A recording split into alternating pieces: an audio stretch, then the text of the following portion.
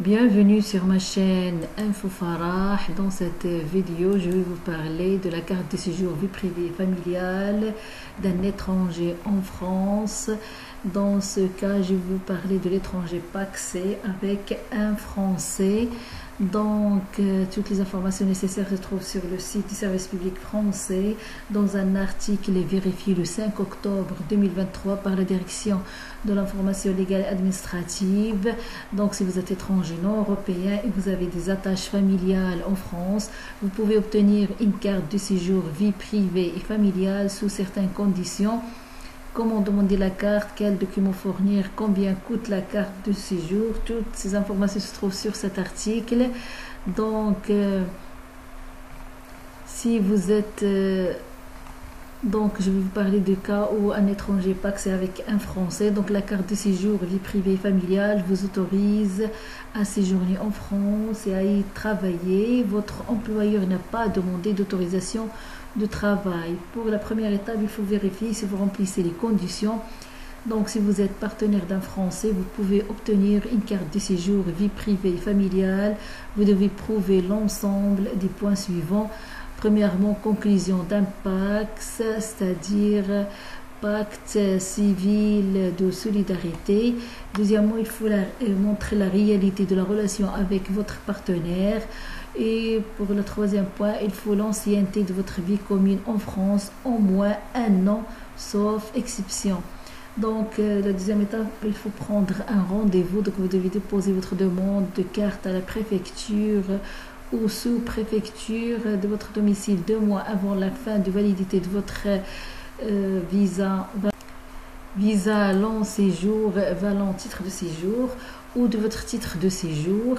Dans la plupart des préfectures, vous devez prendre rendez-vous. Il faut toujours se renseigner sur le site internet de la préfecture. Il faut savoir qu'il n'est pas possible d'effectuer les démarches dans certaines sous-préfectures. Donc, il faut toujours se renseigner sur le site internet de votre préfecture.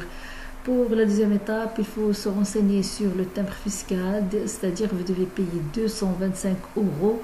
Donc, c'est-à-dire droit de timbre de 25 € et taxe de 200 € par timbre fiscaux. Si vous êtes entré sans visa de long séjour, vous devez payer en plus 200 € de droit de visa de régularisation par timbre fiscaux, dont 50 € à régler lors du dépôt de la demande et non remboursable en cas de refus de délivrance du titre.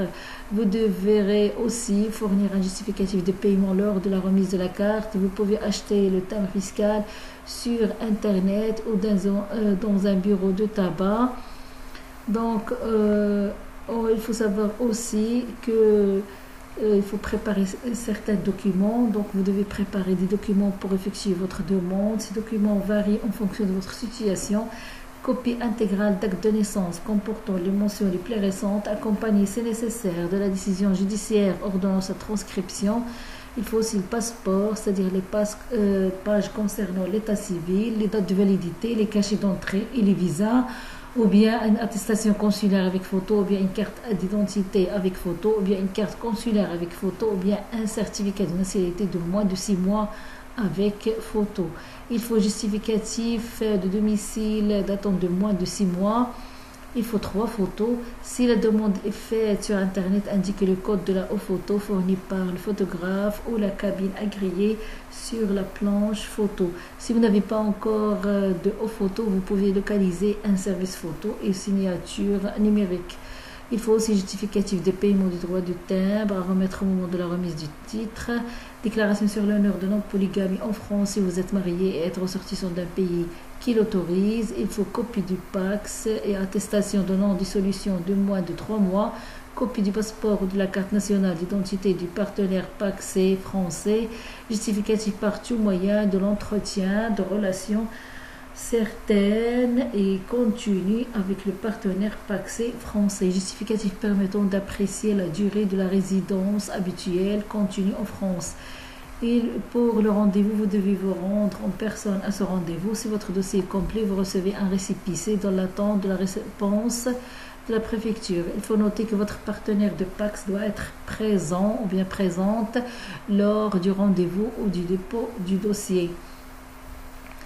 Pour la remise de la carte de séjour, une fois qu'elle est disponible, vous êtes informé par la préfecture que votre titre est disponible. La carte vous est remise par la préfecture ou la sous-préfecture de votre domicile selon le lieu de dépôt de votre demande. Dans la plupart des préfectures, vous devez prendre rendez-vous. Il faut toujours se renseigner sur le site internet. La carte de séjour temporaire est valable un an. Si vous remplissez les conditions de délivrance de la carte de séjour, le préfet doit saisir le préfet doit saisir. Donc, que faire en cas de refus? Donc, si vous remplissez les conditions de délivrance de la carte de séjour, le préfet doit saisir la commission du titre de séjour pour avis dans le cas où il envisage de refuser de vous délivrer la carte. Pour être entendu par la commission, vous recevez une convocation par courrier au moins 15 jours avant sa date de réunion. Vous êtes informé de votre droit d'être assisté d'un avocat ou de toute personne de votre choix, d'être entendu avec l'assistance d'un interprète et de bénéficier éventuellement durant cette procédure de l'aide juridictionnelle. Vous pouvez expliquer les raisons et les circonstances de votre demande de titre de séjour. Vous avez aussi le droit de demander que le maire de votre commune de résidence ou de son représentant soit présent et entendu. Si vous ne possédez pas de carte de séjour ou si votre carte est périmée, un document provisoire de séjour vous est remis. Vos explications sont transmises au préfet avec l'avis motivé de la commission du titre de séjour. L'avis de la commission vous est également communiqué. Le préfet peut décider de vous refuser la délivrance de la carte, même en cas d'avis favorable de la commission. Le délai pour contester sont différents selon que vous avez eu une réponse au nom de la préfecture, soit si le préfet vous a notifié un refus, ou bien si le préfet vous a notifié le refus, la décision du préfet vous est notifiée par lettre motivée, décision explicite, sauf exception. Ce refus assorti d'une obligation de quitter le territoire français, fixant le pays où vous serez envoyé. Vous pouvez former un recours contentieux devant le tribunal administratif dans un délai de 48 heures, 15 jours ou 30 jours, selon le type de l'ordre de quitter le territoire. Mais dans le cas où il y a absence de réponse des préfets sur votre demande, si la préfecture n'a pas répondu au bout de 4 mois, il s'agit d'un refus implicite. Vous pouvez alors former dans un délai de 2 mois à compter de ce refus un recours administratif, recours gracieux devant le préfet ou recours hiérarchique devant le ministre de l'Intérieur, ou bien un recours contentieux devant le tribunal administratif. Donc toutes ces informations se trouvent sur le site du service public français. Vérifiez, comme j'ai dit précédemment, cet article. Donc cet article il est vérifié le 5 octobre 2023 par la direction de l'information légale administrative, Premier ministre. Donc toutes ces informations se trouvent sur le site du service public français. Dans cet article, je vais mettre le lien pour plus d'informations et je vous dis au revoir pour la prochaine vidéo.